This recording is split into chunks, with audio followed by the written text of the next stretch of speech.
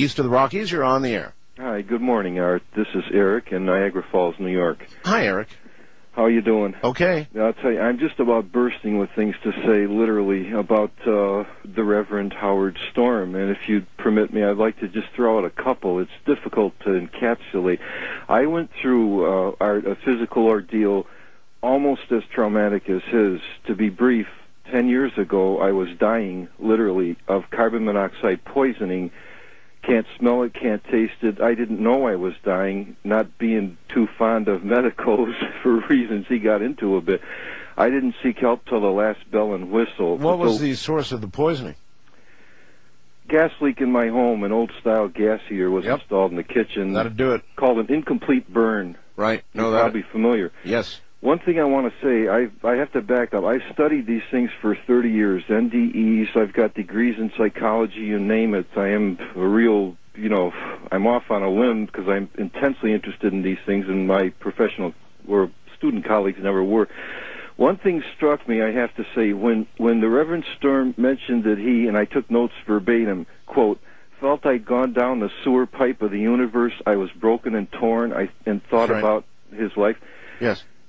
When I was under the gas, Art, and I'm still suffering from post-traumatic stress because I was misdiagnosed and thrown in a psychiatric ward. It causes psychiatric symptoms. They thought I was crazy. Yes. So I went through abuse in that ward as well. Forgive me, it's shaken me up. I'm still dealing with it. When I was under the gas, I did not go through an extended scenario like his. His is quite remarkable. In all the literature, I've never seen its like. What I do want to say to the people listening from my own sincere experience, I went into a very dark place where you couldn't do anything. I didn't see beings.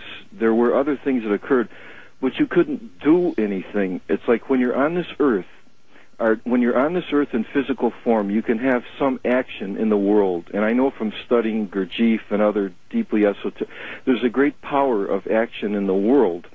That's one thing I wanted to bring up. Okay, well, your impression of him after listening, though, was that he was telling the absolute truth. Oh, absolutely. I mean, there's a number of psychological indications, that being my field and my bent, and this utter sincerity of the man. There wasn't a lot of flash to it. No, I know. Yeah. I know. That's. I would thank you very much. That's exactly what impressed me, you see.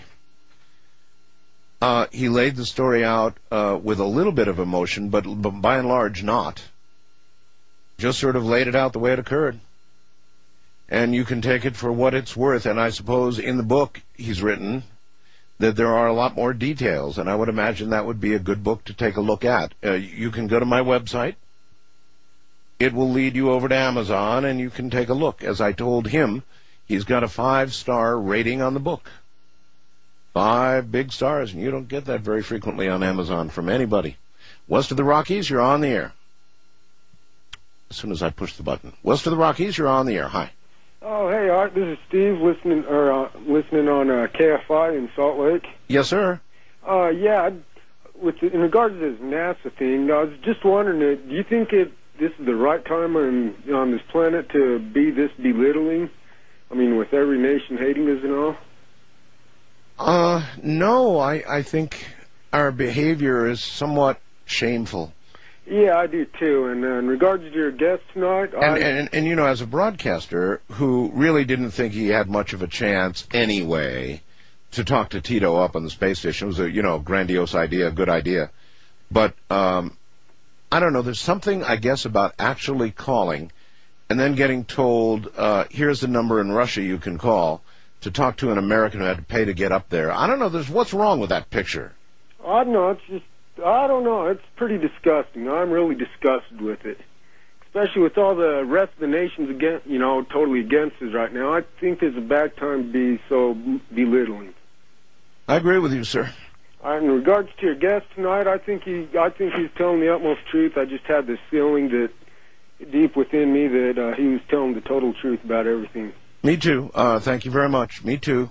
You don't frequently hear, in fact, I've never heard a story quite like that, ever. And so I thought it was important it be told. Wildcard line, you're on the air. Hi. Hi, Art. I'm calling you from WRC, Alabama. You sound like you might be from the South there somewhere. I'm from the South. Welcome to the show. Yes, my uncle had a near death. Well, he's dead again now, but he died and went to hell. And he was talking about it being dark and something fighting him down there, and he thought about, why am I down here? I'm too good to be down here. But he did call on Jesus, and he saw him coming towards him. See, there's ego again.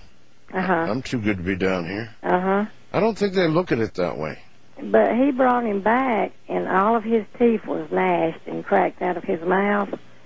And he tried to tell people about it, and my aunt's got all of this on tape where he told about this experience. But she won't let nobody have it now because she said they try to commercialize on it too much.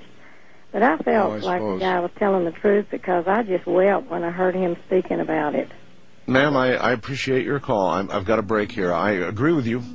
It sounded like the truth to me, too. That's why I put it on the air. Good morning.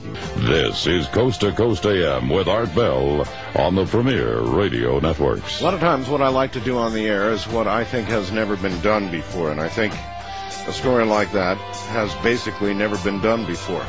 It was pretty interesting, wasn't it? Anyway, we're in open lines between now and the end of the program, so anything you want to talk about is fair game. You really need to take a look at that whirlpool. It's a stumper, it's a head shaker, and when you look at it, think about crop circles. Think real hard about crop circles when you see this. Just a thought.